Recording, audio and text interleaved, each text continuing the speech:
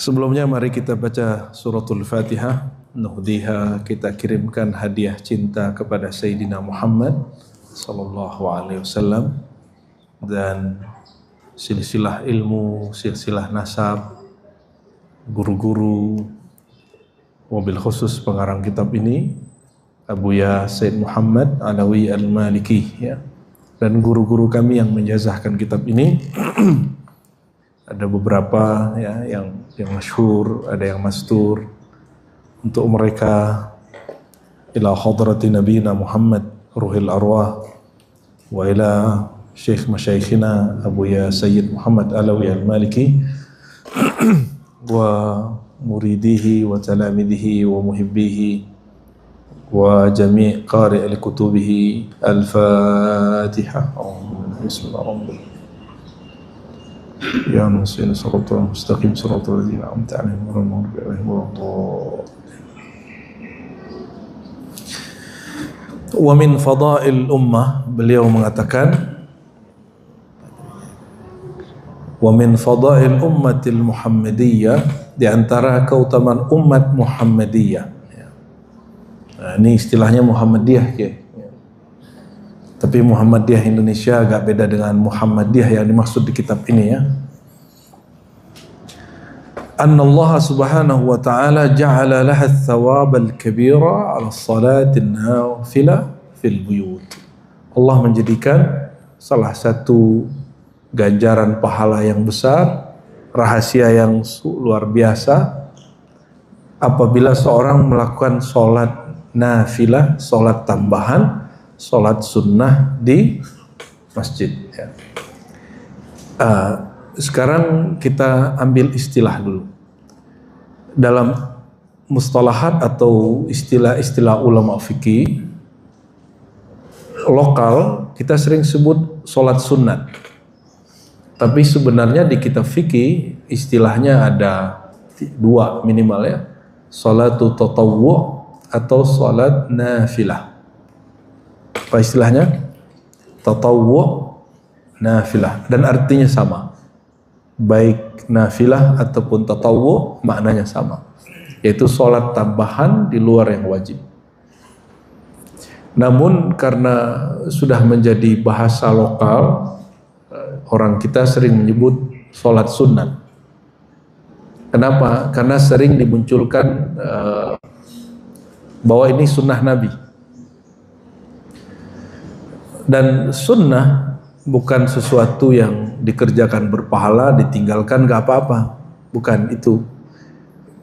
Sunnah itu bahasa Arab artinya sirah, perjalanan Nabi sallallahu alaihi wasallam, ya.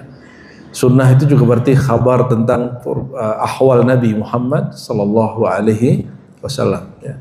Orang kita misalnya khitan ini ajaran Nabi, tapi karena ini sunnah Nabi disebut sunatan, gitu, ya. Nah, ini bahasa lokal, sebenarnya bahasanya nggak begitu. Jadi bahasa Arab tapi sudah rasa lokal, ya.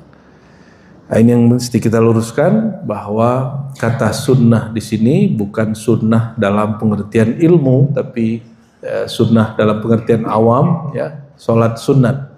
Tapi bahasa kitabnya apa? Tatawwu' atau nafilah, ya.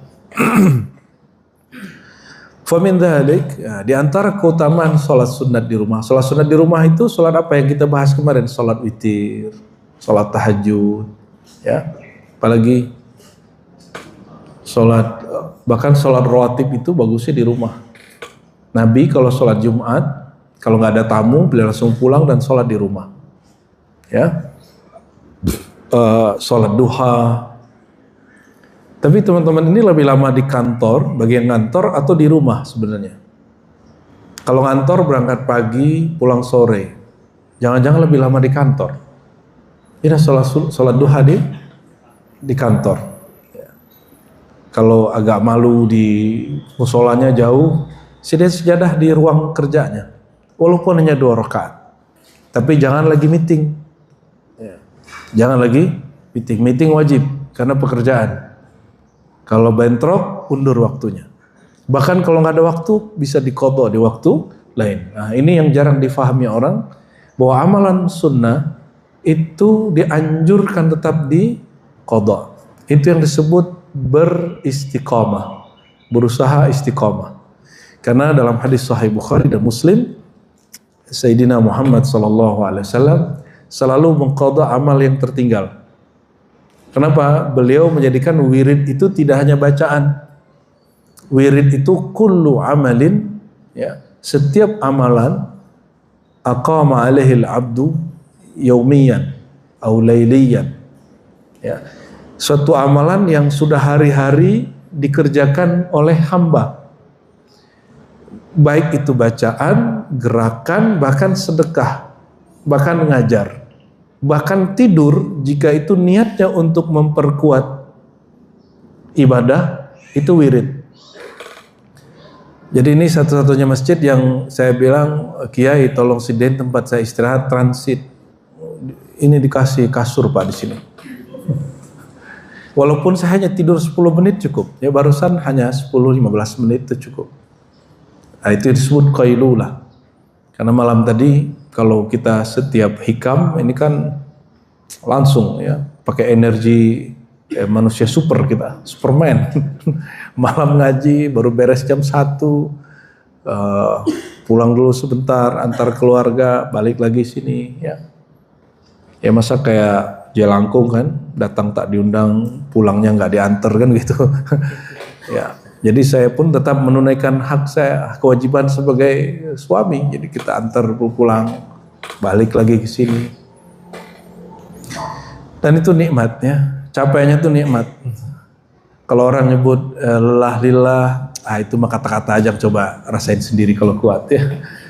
Kita sampai mengalami Bapak Ibu, zaman-zaman 2021-22 itu liver saya bengkak. Apa namanya? Cirrhosis apa namanya Pak Dokter? Fatty liver ya. Itu gampang capek, ini mulai bengkak ya. Jadi orang ngira kalau kita gemuk itu dikira sehat, padahal itu ada masalah di organ vital dia. Betul Pak Dokter ya? Ada masalah. Makan dikit sudah mulai nyesat ya. Maka pun bagi teman-teman coba ngurangi makan karbo. Kalau mau qiyamulailnya kuat, ngajinya tahan ya, kurangi makan karbo. Dan saya dikasih tips sama Kiai. Awalnya saya nggak suka kopi tapi gulanya madu. Dan ini sudah tahun keberapa saya Kiai ngajar di sini? Sebelum Covid ya. Tapi baru teracuni minum kopi madu 2 tahun ini. Dan alhamdulillah ini nikmat azimah, nikmat besar. Selama 2 tahun ini, hampir 2 tahun kayaknya tidak pernah flu. Batuk paling cuma 2-3 hari sembuh. Ya. Terima kasih ya. Madunya namanya madu sholawat ya. Terima kasih ke barakallahu fiik ya. Jadi betul lah kata Nabi, asyifa salasah ya. Asyifa fi salasah. Obat itu Nabi contohkan minimal ada 3. Bekam, madu, ruqyah. Gitu ya. Ada kalam dari Nabi Muhammad sallallahu alaihi wasallam. Jadi antum nih udah berobat. Minum obat ini, minum obat itu, padahal masalahnya darah kotornya harus dibuang. Dan itu kalau boleh disebut itu pengobatan langit itu ya. Hal-hal yang kita sudah minum obat ini enggak sembuh-sembuh. Dikeluarkan darahnya dengan bekam, langsung badan kita enak. Makanya Al-Imam Ahmad bin Hanbal, murid Imam Syafi'i, dia setiap kali punggungnya tidak enak, badannya nggak enak, kepalanya nggak enak, dia langsung bekam di titik-titik yang Nabi SAW ajarkan. Ya. Dan beliau hidupnya sehat. Imam Ahmad minumnya madu. Anaknya habis subuh tidur. Beliau ini malam tahajudnya sampai 150 rakaat. Tahajudnya. Dan di subuh nggak ngantuk. Imam Ahmad. Ba'da subuh anaknya pedagang. Dulu bayangkan kalau pedagang zaman-zaman pasar tradisional, ba'da subuh itu orang mulai laku jualannya. Nggak ada online Shopee, hari ini nggak ada. Sekarang kita buka di Shopee tinggal tidur ya kan. Dulu nggak. Maka Imam Ahmad bangunin dia pakai kaki ya, Pak kata Imam Ahmad. Allah menurunkan rezeki pagi ini, tapi kamu malah tiduran.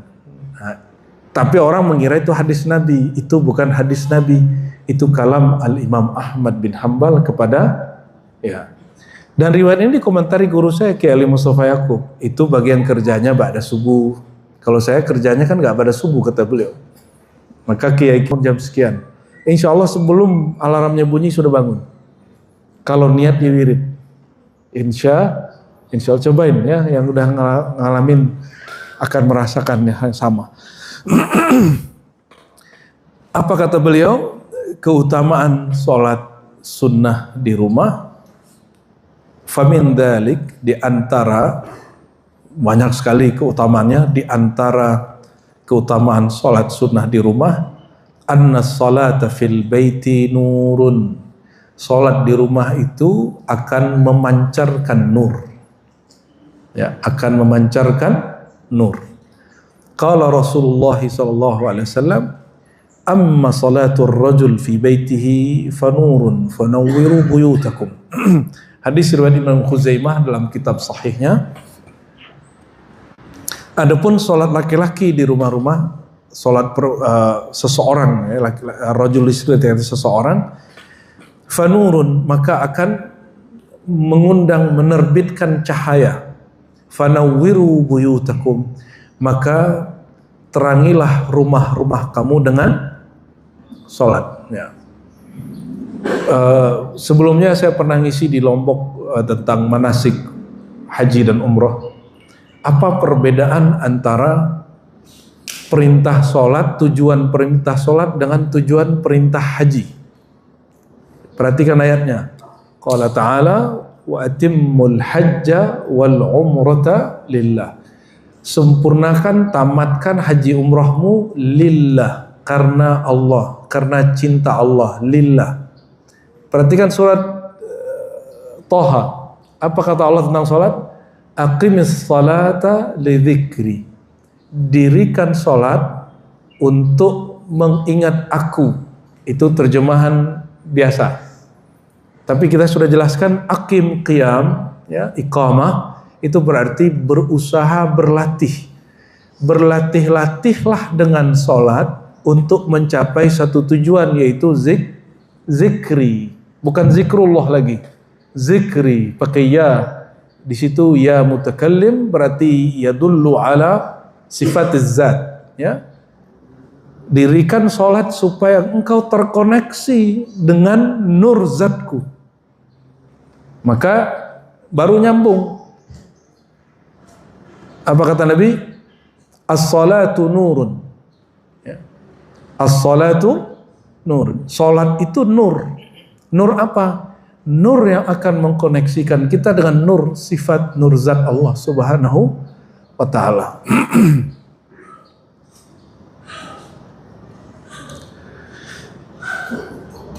Diperhatiin gak ayatnya tadi? Coba.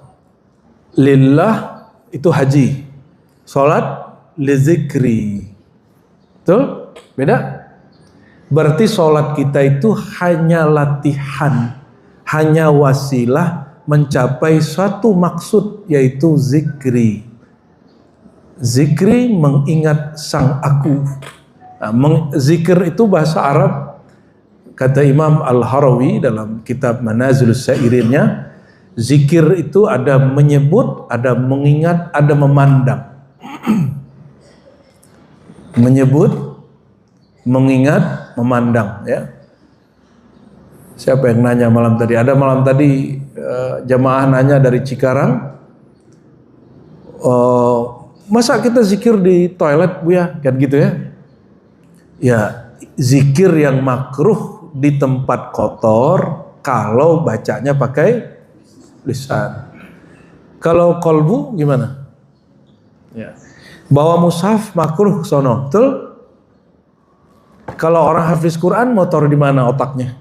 Dadanya. Ya, apa nggak boleh orang hafal Quran buang air besar, buang air kecil? Ya. Tapi mereka bisa tutup lewat mulutnya. Ini penutupnya. Oleh karenanya Sholat kita jangan dijadikan alat untuk menilai orang, karena sholat itu bukan ghayah, sholat itu bukan tujuan, sholat itu wasilah, sholat itu media. Wasilah apa artinya wasilah? Ya, perantara, bukan ghayah, bukan maksud. Ghayah bahasa Arabnya berarti maksud. Maksud dari sholat itu sendiri zikrullah. Ya, lebur dalam mengingat Allah Subhanahu wa taala. Tapi ente jangan salah paham juga. Kalau aku sudah lebur kepada Allah, perlu sholat nggak? Aduh, nggak begitu nanyanya. Kalau ada ruh, ada badan. Ruhus sholat az-zikr. Ruh sholat itu zikir. Kalau orang zikir tanpa gerakan sholat, ya sama dengan orang bernyawa tanpa badan. Kalau ada yang mengklaim aku sudah sampai di bab hakikat ini, oke. Kalau begitu jangan makan minum. Kalau lapar haus, cukup ingat saja Allah yang mengenyangkan dan memberi segar. Jangan kawin kalau birahi, cukup ingat saja Allah yang beri nikmat dan kelezatan. Mau? Ya, saya menantang tuh orang-orang yang mengklaim ilmu hakikat dia sudah menggugurkan syariat sholatnya. Kalau memang ahwal ente belum ada gerak sholat, tidak usah ingkari sholat. Kita nggak akan juga ngerecokin, kita nggak paksa orang sholat kok. Ya. Jadi jika ada orang mengatakan saya belum mau sholat, ya nggak usah dipaksa juga. La ikraha fid din, saya belum bisa sholat, nggak apa-apa, saya zikir dulu, monggo. Tapi telat, ya. Karena apa? Karena sholat itulah sekolah zikir. Sholat itu sekolah zikir. Perpaduan gerak, dalam bergerak membaca, dalam membaca mengingat, dalam mengingat memandang. Wa ma'nahu annaha dhiya'ul qulub litakhsha'a lillahi fi khalwatiha. Bahwasannya sholat itu, makna hadis ini adalah penerang kolbu, agar kolbu itu tunduk khusyuk kepada Allah di dalam khalwatnya. Khalwat itu tempat yang sepi. Nah, rumah itu disebut tempat khalwat. Maka di rumah dianjurkan ada tempat kita sholat. Kita sebut mihrab. Jangan, gak usah dibikin seperti apa tuh ya orang yang pakai kayak kubah-kubah gitu, itu budaya. Itu budaya mihrab. Budaya mihrab dengan mihrab lain. Budaya kubah dengan masjid lain. Kubah itu budaya orang Persia, budaya orang Romawi yang kemudian dengan Hellenism kemudian terjadi pencampuran budaya. Orang Islam kemudian mengganti simbol api menjadi kubah. Kan dulu itu tempat manarah. Manarah itu tempat dewa apinya, Tuhan apinya mereka. Orang Zoroaster. Mereka menyembah api, itu menara. Menara bahasa Arab, bahasa Persia berarti tempat menyalakan api. Nah sekarang menara kita tempat toa. Harusnya matoa bahasa Arab itu. Ya Bu ya Asfi tidur. Beliau belum tidur sama sekali, habis ngajar di mana-mana tuh ya. Wajilaan anil ghaflah. Ya. Sholat di rumah itu, kalau kita punya mihrab di rumah, itu menjadi penerang, pengingat dari kelalaian. Ya. Nah ini saya belajar juga ke beberapa kawan-kawan. Ya. Kebanyakan kita naruh musola itu di belakang rumah, betul nggak? Yang benar di tengah rumah atau di baru masuk ada mihrab. Itu yang benar. Ya. Biar awal masuk rumah kita ingatnya apa? Ingatnya sholat. Wansyirahun bainal abdi wa rabbih, itu adalah tempat berlapang-lapang, bercurhat antara hamba dan Tuhannya. Yunajihi khalian naninal mazahir, bermanja-manja. Munajat itu bahasa Arab, bahasa kitanya berbisik-bisik atau bermanja-manja. Kalau bermanja-manja makhluk, ya wakan suami istri manja-manja, kadang-kadang pasangannya nggak connect. Ya baper, ya, tersinggung, nangis, nggak begitulah. Kalau ke makhluk, ujungnya pasti kecewa. Tapi kalau pada Allah nggak ada orang kecewa. Ya.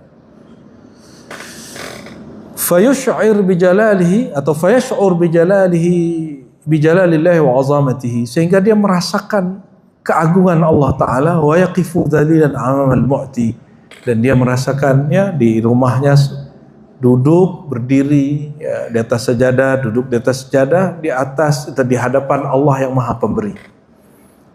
Allah di rumah, Allah di masjid, Allah di Ka'bah sama ya. Waqad amara sallallahu alaihi wasallam al-muslimin ayusallun nafilah fil bait ya.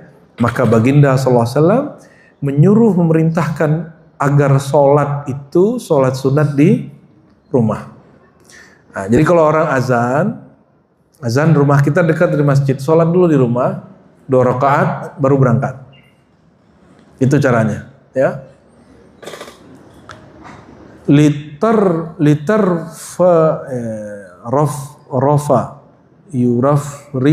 Turaf ya, alal musalli rahmatullah, supaya mengucur kepada orang yang sholat rahmatnya Allah, walita ummahu anwaruhul wadda'ah wal yash'ur kullu man fil bait bi khaufillah, supaya nur cahaya terang benderang di rumah dan semua orang di rumah merasakan nur rasa takut kepada Allah ya. Wa annahu jadirun bi tsana'i alaihi wa syukri lahu ala ma asbagha alaihim bi ni'amih. Bahkan sahabat Nabi kalau bikin rumah, mereka ingin aktifkan mihrab, apa yang mereka buat? Mereka undang Rasulullah SAW ya. Lalu Nabi bertanya, di mana engkau suka aku sholat? Maka Nabi sholat di tempat mihrab itu, itu dijadikan tempat mihrab bagi dia. Jadi kalau nanti orang Depok sekitar nih mau bikin rumah, undang Pak Kiai makan, tabarukan ya, hadiah. Lalu minta beliau sholat sunat, jangan makan doang. Minta beliau sholat sunat. Ya, kita boleh ikut di belakangnya sholat sunat mutlak ya. Namun ada ulama mengatakan ini kejadiannya waktu duha, dan ini dijadikan dalil boleh sholat duha berjamaah. Wallahu a'lam bishawab. Idza qada ahadukum, Nabi sallallahu alaihi wasallam bersabda, jika kau selesai sholat di masjid, fi masjidihi, falaj'al li baitihi nasiban min salati, hendaklah kalian menyisakan wirid salat di rumah ya. Fa innallaha ta'ala ja'ilun fi baitihi min salatihi khaira.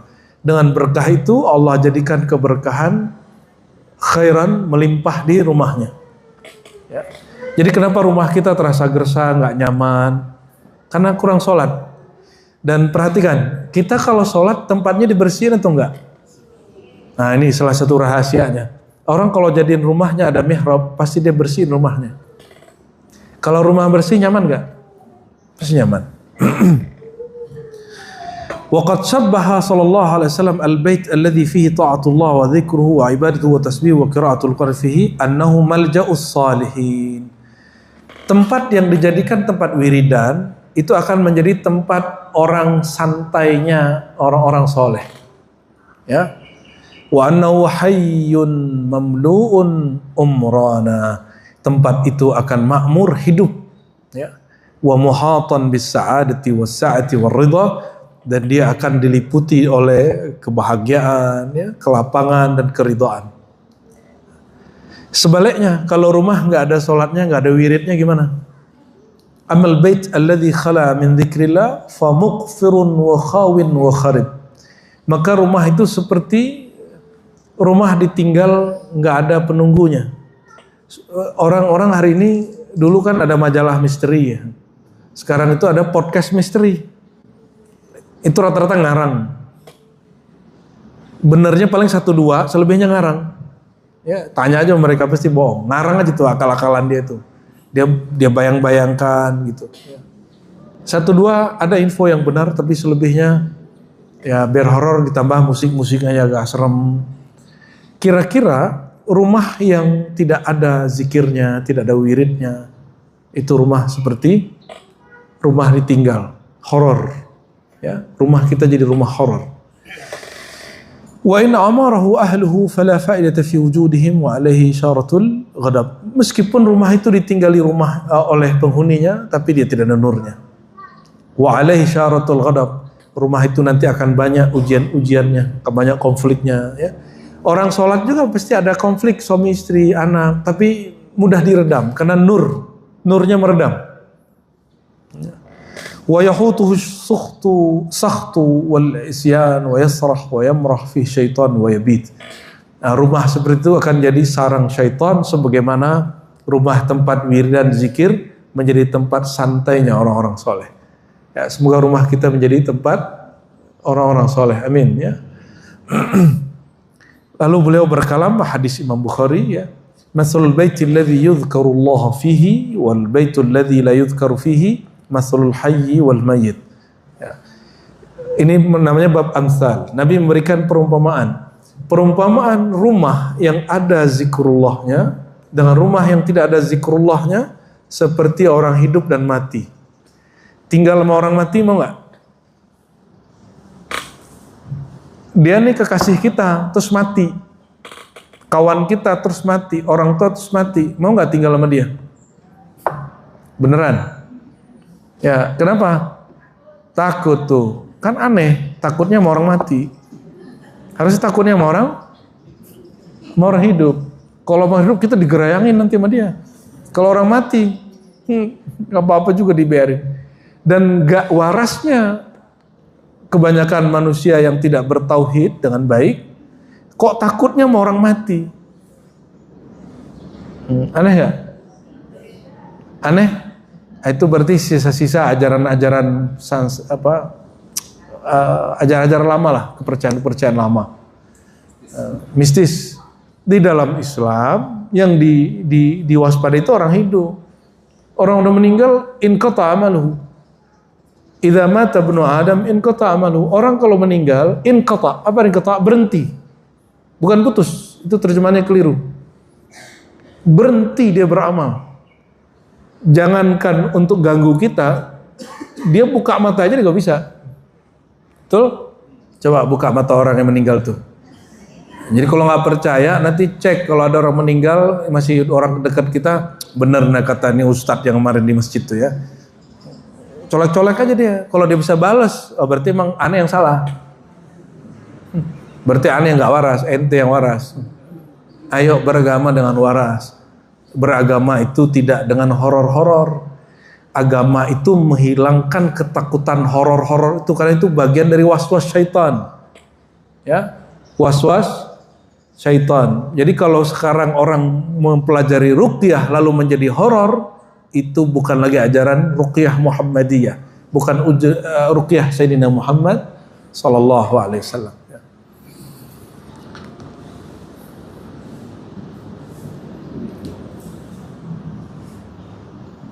Sayyidina Abdullah bin Mas'ud pernah nanya ke Rasulullah, wahai Rasulullah, aku punya rumah dekat masjid atau rumahku jauh dari masjid, kira-kira mana yang bagus?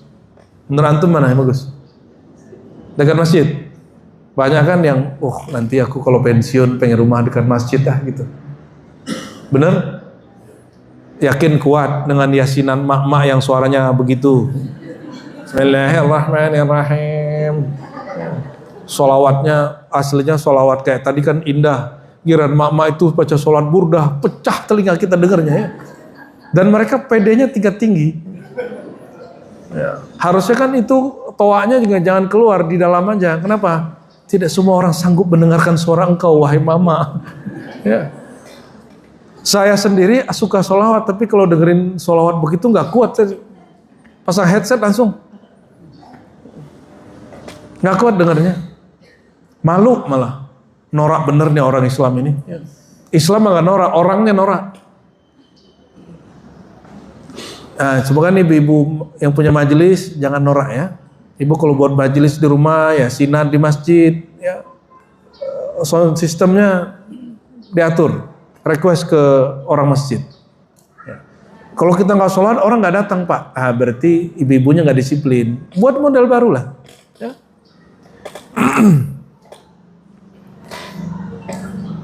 Kalau mau sholawatan juga ya berapa menit sebelum sholat, berapa menit sebelum pengajian, agak kenceng keluar, pemberitahuan aja. Habis itu langsung pakai sound dalam. Jadi yang pusing orang di dalam aja ya, suara-suara begitu.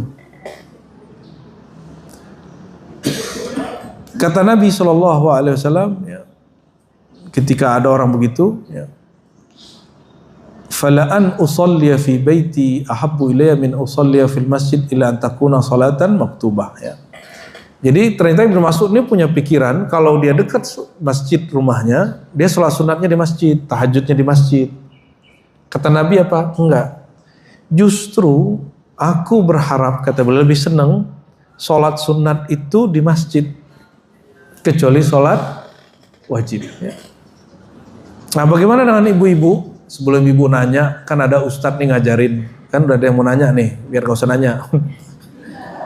Kata ustadz lebih afdol sholat ibu-ibu di rumah. Kalau di rumah ada kamar, dalam kamar ada ruangan-ruangan gitu ya. Itu hadis tidak sahih, hanya hasan riwayat Abu Daud. Riwayat siapa? Imam Abu Daud. Ada yang lebih sahih di Sahih Bukhari. Nabi mengatakan la tamna'u ima Allah masajidah. Jangan larang hamba Allah yang perempuan berangkat ke masjid sholat wajib. Ya. Oleh karena itu kita gak larang juga ibu-ibu ngaji di masjid, biar dapat hak yang sama dengan bapak-bapak ini. Biar yang alim, yang soleh gak bapak ini juga. Tapi ibu-ibu jangan jadi soleh, jadi soleha ya. Kalau jadi soleh saya yang takut nanti. Waqad amara Rasulullah SAW bi ikramil bait. Ternyata menghormati itu tidak hanya menghormati orang hidup.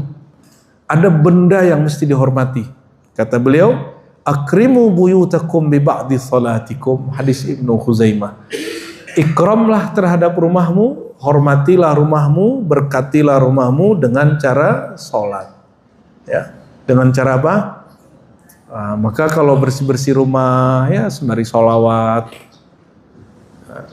Kalau punya barang-barang berharga dirawat. Nah, ini juga dalil boleh ya ngerawat benda-benda pusaka, nggak apa-apa.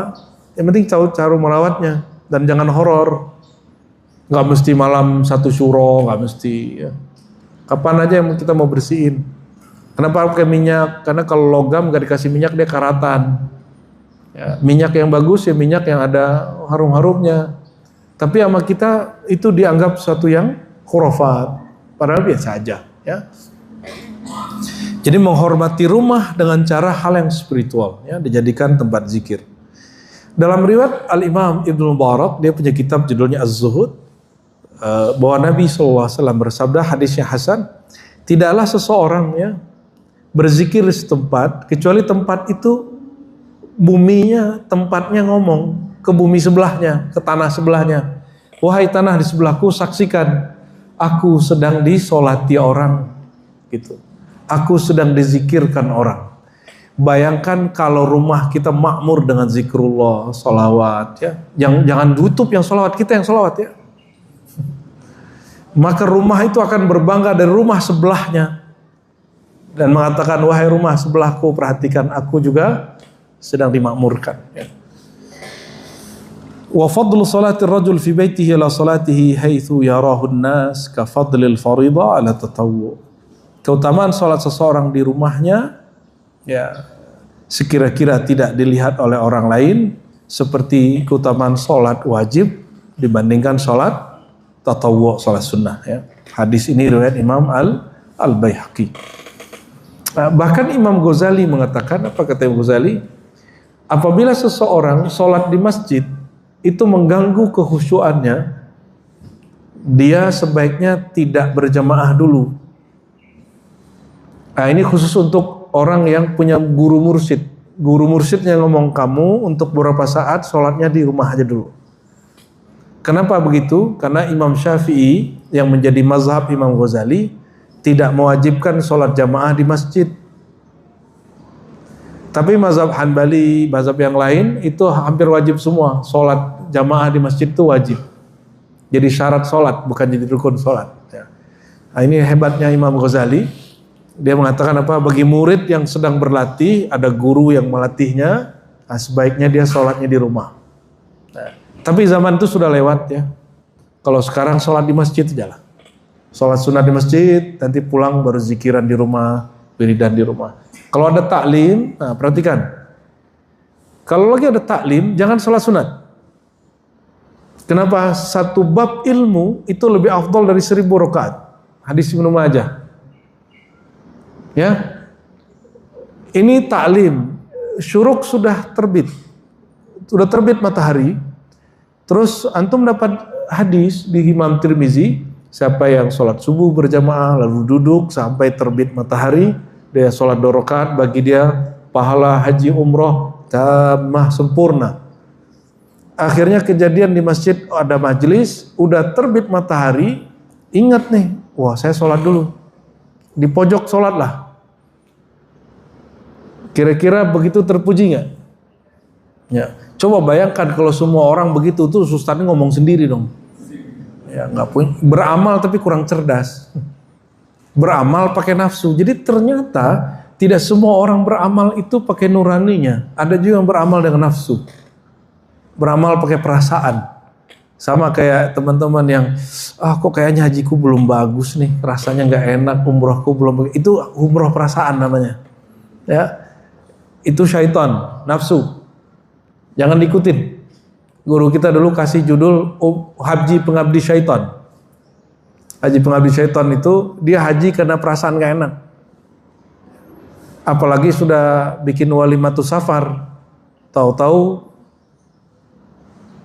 visanya gak keluar. Malunya kalau mau pulang. Nanti aku mau taruh wajahku, mukaku di mana? Ya, orang kampung taunya aku berangkat pergi haji. Ya, itu berarti dia hajinya bukan lillah. Dia hajinya supaya disebut orang ini orang kaya, bolak-balik pergi haji.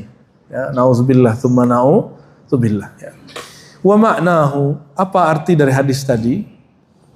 Salat nafilah, salat sunat amaman nas, di hadapan banyak orang, mazannatur riya, akan mengundang rasa riya, akan dekat kepada riya. Mazannah itu berarti aqrab ila syai', ya. Dekat kepada keriaan. Apa arti riya? Masih ingat riya?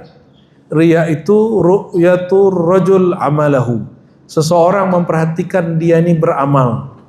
Itu riya. Karena dia merasa beramal, dia ingin dilihat orang. Ingin dipandang orang. Nah, itu namanya riya. Dan riya itu lawan dari ihsan. Nabi mengatakan ihsan adalah iman, Islam, iman, ihsan. Ya, paling tinggi apa? Ihsan. Kata Nabi, anta'budallah ka'annaka tara. Engkau beribadah seakan-akan memandang kepada Allah. Merasa dipandang oleh Allah. Jika tidak merasa memandang, fa innallaha yara, fa innahu yara. Engkau merasa diperhatikan Allah. Jadi riya yang boleh itu riya rububiyah uluhiyah. Riya merasa dipandang oleh Allah. Itu boleh. Berarti riya yang terjadi hari ini itu lawan dari bab ihsan. Kalau orang selesai bab ini, dia langsung sampai di makom ihsan. Itulah makom para anbiya, para aulia. Semoga kita dapat mewarisinya. Amin. Ya. Namun pengalaman kami Al-Fakir ya, sudah mengalami ngikutin beberapa latihan-latihan, sholat khusyuk, segala macam. Ternyata obat menyembuhkan riya itu yang paling mantap itu 2 saja. Satu, pemahaman tauhid yang bagus, bahwa sebenarnya yang benar-benar wujud hanya Allah, yang benar-benar mandang hanya Allah, yang menggerakkan kita hanya Allah. Yang kedua, zikir khafi. Apa arti zikir khafi? Zikir di dalam diri, di dalam kalbu.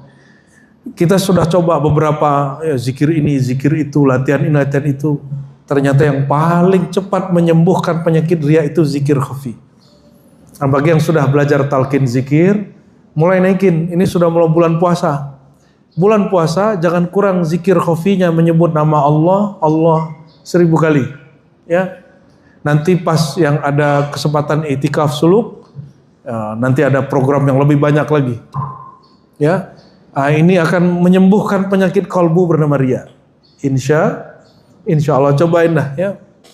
Wala dzikrullahi akbar, nama Allah itu besar pengaruhnya di kolbu, insya Allah akan menyembuhkan penyakit riya.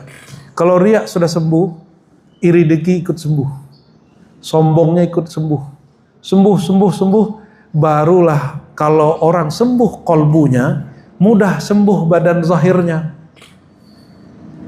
Walaupun badan sakit tapi dia happy. Kita kalau sakit mengeluh, betul nggak? Gelisah. Sama, orang kalau kolbunya sakit, dia kolbunya gelisah. Silakan pelajari nanti ya, cari guru mursyid yang mengajarkan zikir khafi. Wa madhin nas iyyahu annahu abid nasik ya. Kalau kita masih kadang-kadang suka diperhatiin orang, oh si anu nih orang rajin sholat ke masjid. Nah, orang begini sebaiknya sholat sunatnya di rumah. Walakin fil bait ad'a ila rahmatillahi ta'ala wa ab'ad an zununin nifaq wa ainir ra'in al maddahin. Ya. Apa yang disebut orang ikhlas? Ikhlas itu semangat ibadahnya di keramaian sama dengan ibadahnya di kesunyian. Jadi panjang, ini coba cek di masjid sholatnya kayaknya syahdu gitu ya, semangat. Sesemangat itukah sholat di rumah? Nah ini cara cek indikator saya ini sudah masuk ke ranah ikhlas atau belum. Kalau lagi di majelis zikir pagi sore jalan, apakah di rumah jalan?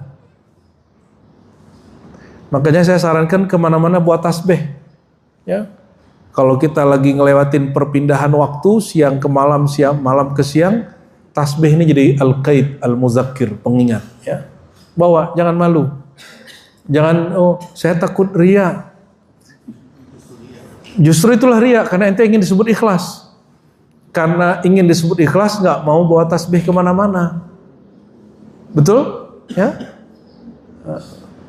Coba nanti kalau ke majelis, ya punya tasbih lah masing-masing. Nanti kita ijazahkan pemakaian tasbih. Ada sanadnya sampai ke Sayyidina Al-Hasan Al-Basri, murid sahabat-sahabat Rasulullah, beliau murid Sayyidina Ali, murid Anas, murid Abu Hurairah.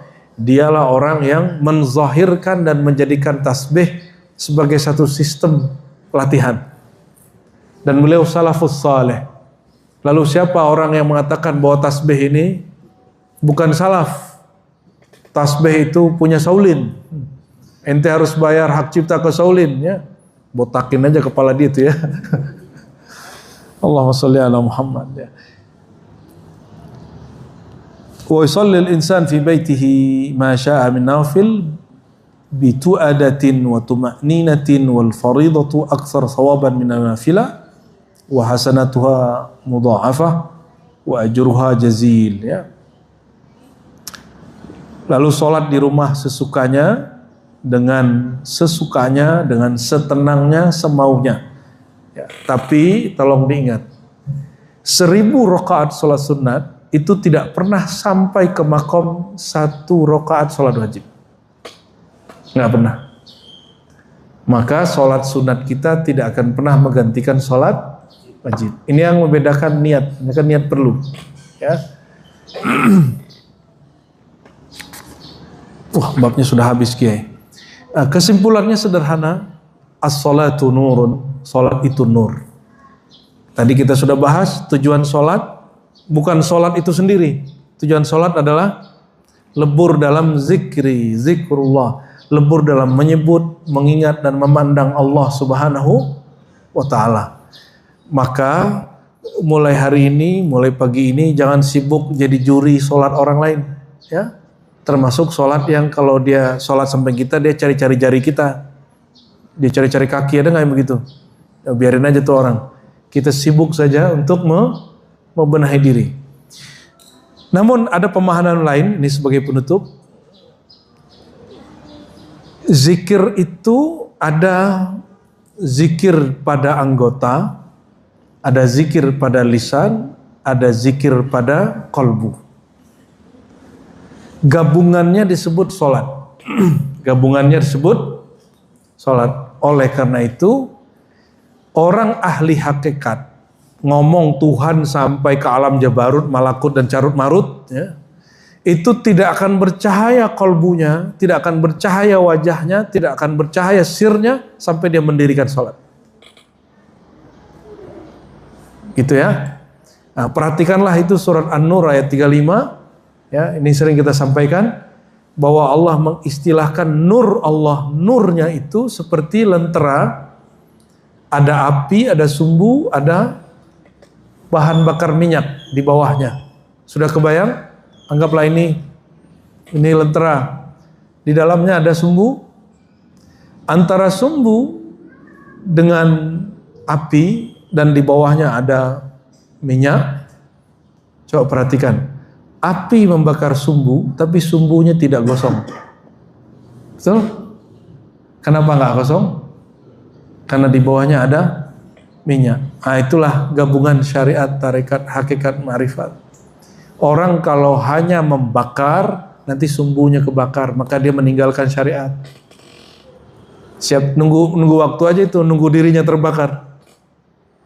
Ya, itu sebabnya nyalanya hanya sebentar, tapi habis itu badannya gosong, jiwanya hancur. Orang begitu Allah nggak terima, karena dia sudah tidak menghormati Rasulullah SAW. Ya, bagi yang sampai oke, kita terimalah ada orang mengatakan nanti sampai di makom hakikat, aku sudah bersama Allah, ngapain lagi sholat? Oke. Ya. Malukah engkau kepada Rasulullah yang lebih sempurna perjumpaannya dengan Allah, musyahadahnya dengan Allah, mengenalnya kepada Allah seperti beliau katakan, ana a'lamukum billah. Aku orang yang lebih kenal kepada Allah. Dan Nabi masih sholat, masih zakat, masih zikir, masih tidur, masih menikah. Nabi gabung semuanya. Oleh karena itu, hakikat sholat jangan dibenturkan dengan syariat sholat. Ya, hakikat dipakai, syariat dijalankan. Insya Allah nurnya menyala. Ya, insya Allah. Barangkali itu kajian kita pada pagi duha ini. Ini sekaligus tawakuf sebelum bulan puasa. Nanti kita lanjutkan di bulan Syawal, insya Allah. Ya, nggak ada tanya jawab, ke? Udah lah ya. Nggak ada kan? Lo ada.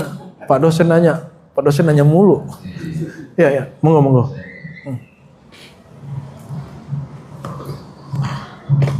Mohon maaf ya, harus nahan diri. Karena harus ini dunia lebih banyak berjalan, banyak tidak ketemu. Begini Bu ya, saya kan baru suruh kemarin di bulan Rajab di Kuta. Itu kan dapat kurikulum yang mandiri. Sementara pada saat akhir oleh Buya Yuna sekali 1.000. Kemarin saya diskusi sama istri saya nanya saya bisa jawab, boleh enggak selama hariannya itu atau pada bulan puasa menggunakan kurikulum itu. Yang kedua, saya pernah membaca atau mendengar salawat. Jadi ada seorang anak yang kurang berbakti pada orang tua, sehingga ketika dikubur itu kondisinya memprihatinkan. Lalu seorang tua itu secara rohani membacakan salawat setiap ziarah kubur. Kemudian besoknya sudah berubah kondisi rohani si anak itu mempunyai singgasan. Yang semua tanyakan, itu cerita kurafat atau memang seperti itu, boleh salawat dikubur untuk istilahnya membuat kondisi yang dikubur istilahnya begitu ya. Terima kasih. Assalamualaikum warahmatullahi wabarakatuh. Bagi yang sudah ikut talqin, zikir di ribat atau dengan guru mursyid manapun, nanti di bulan puasa maksimalkan zikirnya ya. Bagi yang sudah pernah ikut suluk Rajab di kita, suluk Muharram, itu kan suluknya kan suluk fun ya, cuma 3 hari kan, karena ente orang sibuk semua ya, ngenyek ceritanya. Kita pakailah, udahlah 3 hari bolehlah gitu. Kalau aslinya dari sono 10 hari. Jadi kita nih negosiasi dengan guru-guru kita boleh dengan 3 hari, karena Allah witrun, Allah ganjil. ya, dan mencintai yang ganjil-ganjil, ya. Sama orang-orang ganjil kayak ente tuh Allah suka juga tuh. Boleh nggak? Boleh, ya, boleh. Tapi nanti minta izin lagi kepada guru yang mimpin suluk di tempat kita suluk kemarin. Yang mimpin kemarin Buya Mursal. Nanti minta izin lagi ke beliau, sama Lora ya. Nanti tanya ke beliau, mohon izin dari ridhonya Buya, saya mengamalkan ini di mana gitu. Oke. Bagi yang sudah belajar zikir dimanapun, tarekat dimanapun, gak usah ngambil tarekat lagi dari saya. Amalkan saja yang ada. Kalau mau ikut suluk, minta izin dulu sama guru yang di sana. Ya, karena kami punya adab, tidak boleh ngambil murid orang lain. Ya, kalau izin gurunya atau gurunya yang kirim baru boleh. Kalau sudah meninggal lain cerita. Ya, kalau meninggal baca aja Fatihah, ya Allah kirim Fatihah, saya minta izin, pasti diizinin ya. Dan yang kedua, betulkah kisah mengenai apa tadi? Sholawat bisa meringankan azab kubur, betul? Ya. Oh itu benar. Itu kisahnya bahkan sebelum meninggal sudah terjadi. Kalau Ibnu Arabi menyebutkan lafaz la ilaha illallah, ya. Kalau Imam Syekh Nabahani Ad-Dusuki menyebutkan kisah sholawat. Jadi di masa Syekh Ibnu Arabi yang dikafir-kafirkan orang, yang mengkafirkan dia kiai, ulama. Sampai hari ini masih banyak yang mengkafirkan Ibnu Arabi. Orang yang mengkafirkan dia ini, mengkafirkan dia dengan syahadat takfir. Aku bersaksi Ibnu Arabi kafir. Jadi wirid pada sholat. Ada orang TOLOL begitu ya. Katanya kiai. Mana ada wirid pada sholat baca kafir begitu kan nggak ada. Tapi memang kalau kita sudah kena racun itu, ya, jadi suka mengkafir-kafirkan orang. Ya. Saya dulu pernah belajar tauhid kepada orang Wahabi. Lalu dia mengatakan asyhadu anna Gus Dur kafir, munafik, zindiq. Itu ngefek sampai 6 tahun, 7 tahun, 10 tahun ngefek ke sikap saya berteologi, berakidah. Untung jumpa Syekhuna Syekh Hasan Hitu, orang Suriah, zuriat Syekh Abdul Qadir Jilani, dikikis habis, ditarik sampai ke akar-akarnya Wahabiyah yang di kepala saya ini. Ya. Baru nggak suka lagi mengkafir-kafirkan orang. Habis itu jumpa murid Gus Dur, bahkan nyantri di masjid Gus Dur. Itu kayak Ali Mustafa kan murid Gus Dur. Imam Besar Istiqlal Lama Allah yarham, ya, ahli hadis, itu murid Gus Dur. Wah, ini kolat yang indah apa kolat yang kualat ini? Ya. Yang saya benci-benci Allah kasih gitu, ya. Tapi ternyata Allah sedang ingin menebus kesalahan lama kita, ya. Ibnu Arabi, orang yang mengkafirkan dia ini, Ibnu Arabi ini wali. Apa ciri-ciri wali? Dia diizinkan berbicara makrifat melebihi orang-orang yang baca kitab biasa. Dan dia sering secara rohani jumpa rohani Rasulullah SAW. Ini penciri-penciri rohani secara fisiknya. Sebelum 7 hari, kekasih Allah yang dikafir-kafirkan ini, dia lagi jalan ditanya orang, ya Ibnu Arabi, ya, kafar kafulan, wa anta la tubghid. Engkau dikafirkan orang, kenapa engkau tidak marah? Apa kata beliau? Mungkin yang dikafirkan Ibnu Arabi yang lain, kan saya nggak kafir. Gitu, ya. Tidak sampai 7 hari yang mengkafirkan dia mati. Siapa yang pertama melayat? Ibnu Arabi. Pas dia lihat wajah orang itu gosong, kayak tegang gitu. Karena wiridnya mengkafirkan orang kan? Ada wirid mengkafirkan orang. Wirid itu menenangkan kolbu, melapangkan kolbu, ini malah wiridnya membenci orang. Emang tujuan kita ngaji akidah mengkafir-kafirkan orang? Emang antum tujuannya beraswaja untuk mentahzir, mewaspadai Ustadz fulan. Sejak kapan nanti menjadi panitia surga neraka? Ya? Kan gak ada urusan kita begitu. Apa yang dilakukan? Dia baca La ilaha illallah 70.000 kali. Khatamnya hampir sebelum subuh. Itu kali-kalinya Ibnu Arabi meninggalkan sholat isya berjamaah. Karena dia melihat ini orang harus ditebus dengan la ilaha illallah. berdasarkan kisah inilah dimasukkan ke kitab akidah Ummul Barahin, ya. Fadilah baca zikir la ilaha illallah 70.000 kali disebut pembebas, penebus dari azab neraka. Bernamalah zikir ini zikir ataqah. Apa sebutannya? Ataqah, zikir penebus dosa. Nah, di riwayat yang lain itu terjadinya ada seorang anak, ya, bapaknya meninggal. Nah, bukan ini kebalik, ini ceritanya kebalik kan? Ini anak bapaknya meninggal. Lalu dibacain apa? Sholawat. Itu sama sekitar angka begitu juga. Selesai sholawat itu anak orang tuanya wajahnya juga tidak enak. Setelah selesai sholawat wajahnya langsung berubah. Kalau yang kisah tadi kan sudah masuk ke alam kubur, itu verifikasinya kan rumit Pak. Untuk mengetahui orang dalam kubur ini sudah bercahaya kubur ya apa enggak kan sulit.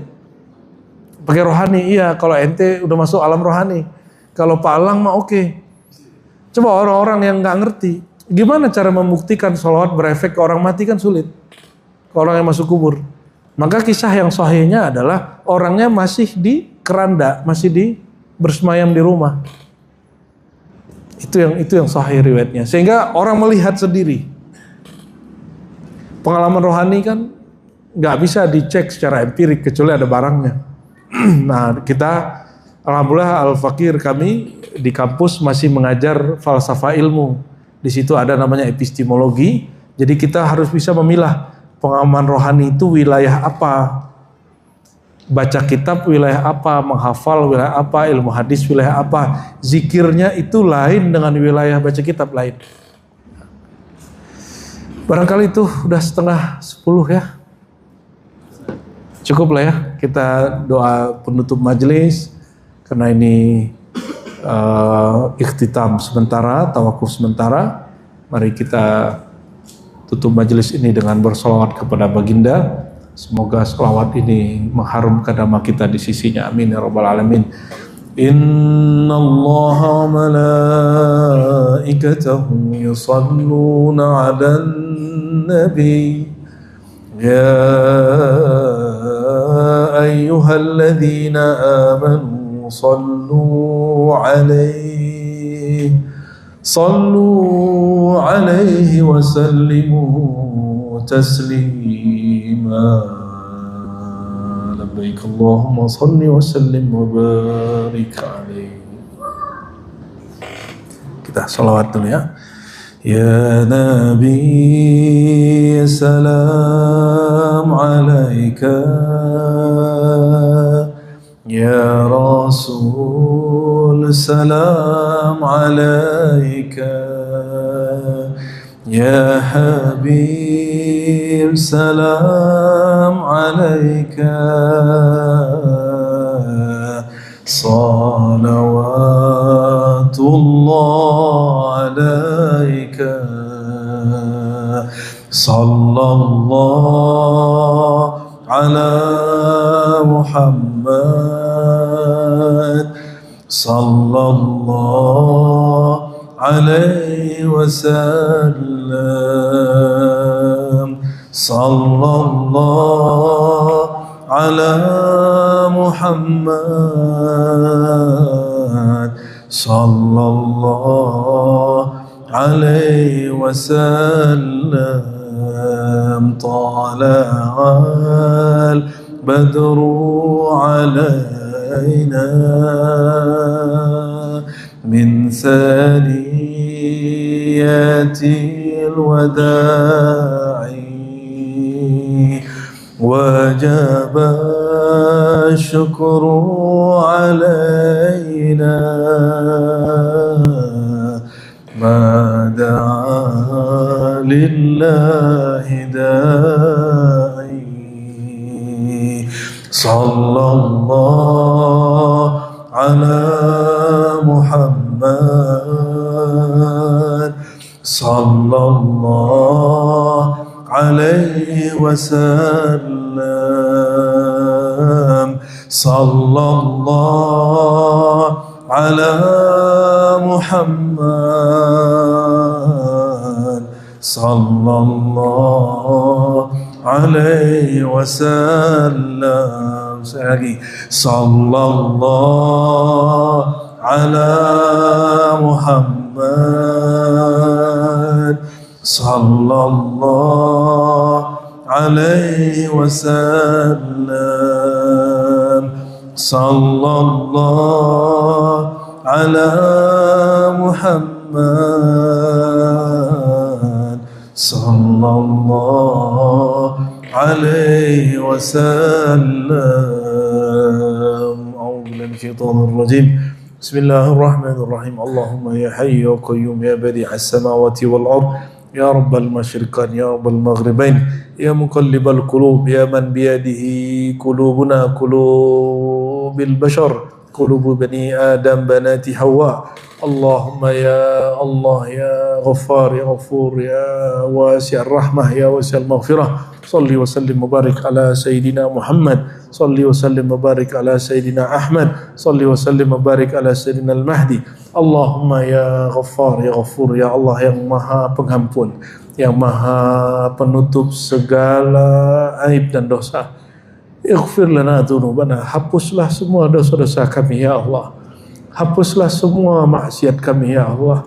Hapuslah semua aurat-aurat aib kami ya Allah. Ya Allah, Engkau maha tahu apapun yang tersembunyi dalam fikiran kami, dalam kalbu kami, dalam lisan kami, dalam perasaan kami.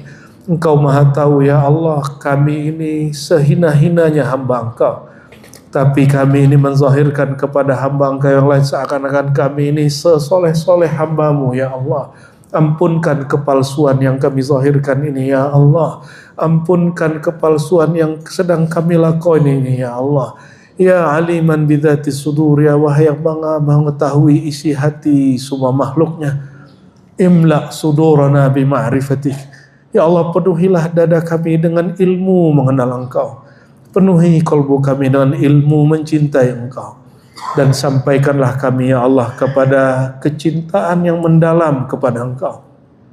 Allahumma ya muqallibal qulub, ya Allah yang maha mengubah hati, mengubah jiwa, mengubah pendirian dan faham.